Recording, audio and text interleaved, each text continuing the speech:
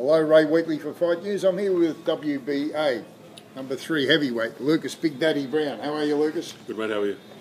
Lucas will be going in against Ruslan Chagaev on March 5 in Grozny, Russia, for the WBA heavyweight crown. How you feel for that? Feel very good, mate. Training going well? It's been a good camp so far.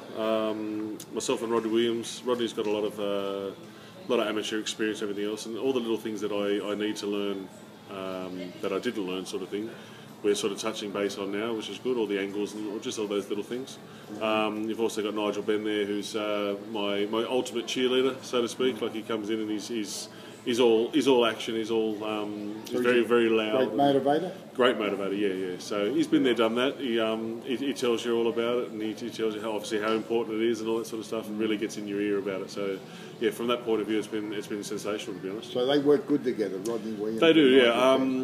Rodney's holding pads for Nigel as well, and he's actually teaching Nigel a lot of things. And Nigel has the utmost respect for Rodney in that regards. That's right. So when it comes to the actual learning and doing the pads and everything else, Rodney has full reign. Nigel doesn't interfere at all.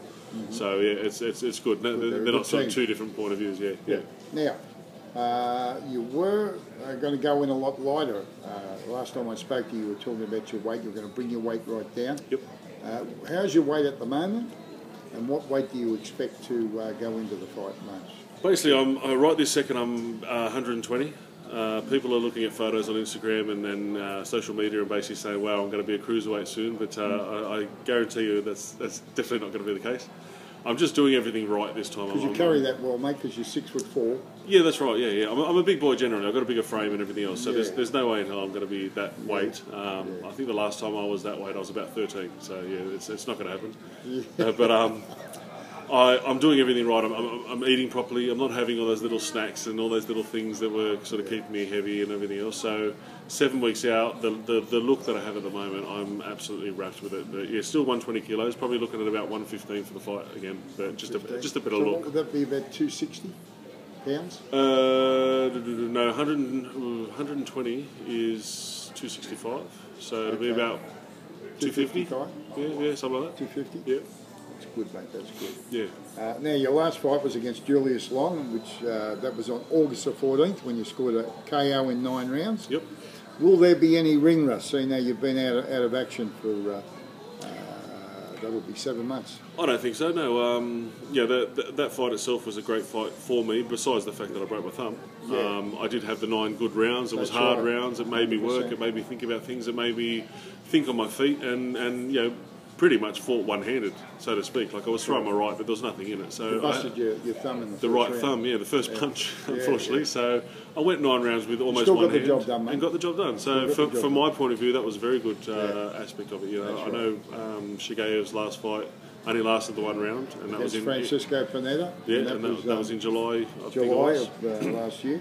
So he's in a similar boat, but see, he had one easy round where I had 9 hard rounds. So again, I think I'm very confident with what. So you've been a lot more active in the last couple of years than what he has. I definitely have been. Yeah, that's right.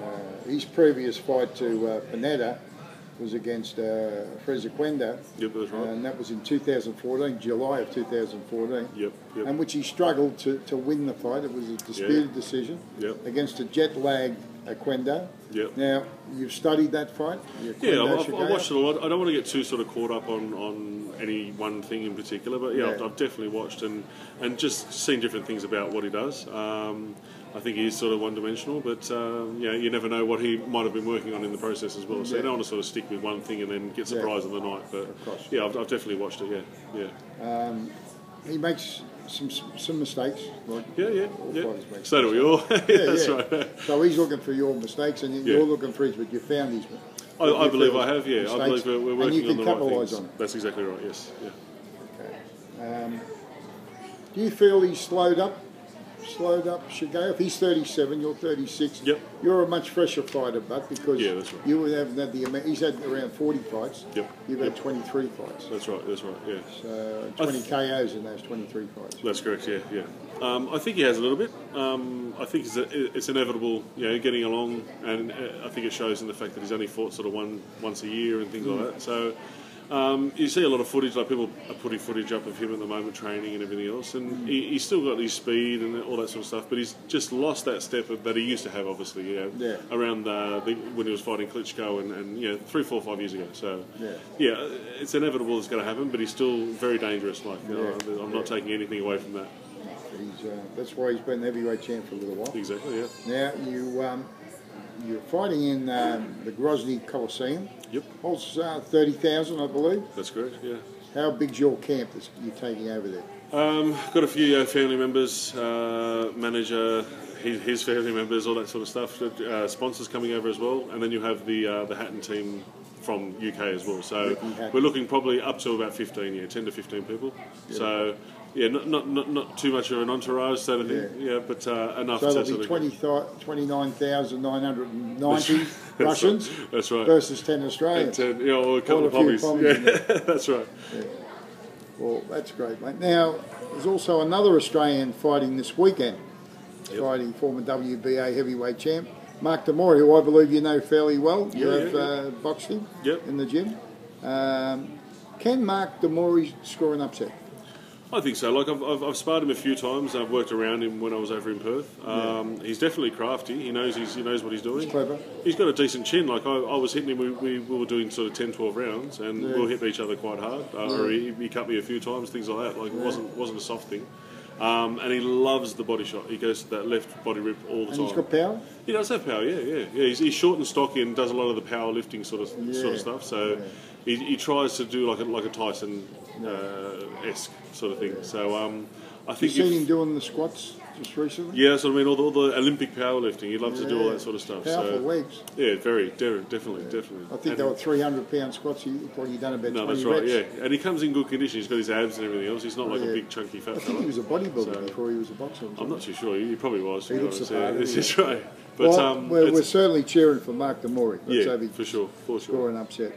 Now, I believe you've been talking to Deontay Wilder on the WBC champ on Facebook. Yeah. Can you tell me what that discussion's been all about? It's basically Deontay trying to stir shit, just across social media in general. I think he made a few YouTube videos. One was with Tyson Fury after he won, and basically bagging him out about his singing and things like that. And one of the things for me directly, there was I don't even know what the name was, but it was some older, fatter gentleman, bald head, and basically calling me a fat fella. So my rebuttal was posting a video and everything else, and I put up a photo of myself that in the condition I am at the moment, and I said, so do you still think this? You know what I mean? So it was a good rebuttal. He came back with nothing, as you can imagine. I think it's all gone to his head at the moment. I think he's sort of been the champion by fighting less than sort of top quality fellas at the moment, and it's going to be found out very soon. So it'll all come back around to it. Yeah. You're hopeful of getting a bout with Wilder? I certainly hope so. I'd love to, no matter what. Once you win the WBA crown. Yep. Which there's a lot of people that feel that you're going to do it. Yep. Hopefully he'll unify those. Yeah, hopefully he'll back his words up, and we'll be able to get over there for sure. How do you think he'll go this weekend? He's fighting Spilka. I think he does use his reach very well, and Spilka isn't exactly the tallest of longest of fellas. So, but again, he's a lefty. He's crafty. He's quite quick. Could give him a difficult fight. I think it'll be difficult. I still think Deontay will come out on top, but I definitely think it's going to be a difficult one for him. Yeah. Now, one Australian that will be cheering for you over there in Russia is the WBA number 14, Solomon Ormona. Excellent, yeah. Who feels that you're almost a certainty to bring the title back to Australia. Oh, that's lovely. And he's hoping for an Australian heavyweight title fight when you come back, mate. That's the way, yeah. No, I think it's always been on the cards, myself and Sol, to have a fight, as well as Alex, everything else. Yeah. Unfortunately, I've got no control of that. You know, it's all in Hatton's hands and whatever. You'll be ready Hatton for anyone wants. once you've got that fight. Yeah, I'd love to, yeah. Now, what would you like to say to your fans on Fight News, Lucas? Well, basically, I'm at the point now where, as I said, I'm 7 weeks out. I'm in the best condition of my life at the moment. I'm doing everything actually correct, like I should have been doing from the beginning. But it is what it is. It's a world title fight. I do win this. I'll be the first Australian heavyweight to ever win a world title, a legitimate one. So I'm just ready to make history, and I'm ready for Australia to get behind me and show some support for everything that's going on. So keep posted. Good on you, Lucas. Thank you, mate. Best of luck, mate, on March the 5th. Beautiful. Thank you. Thanks for your time. Not a problem.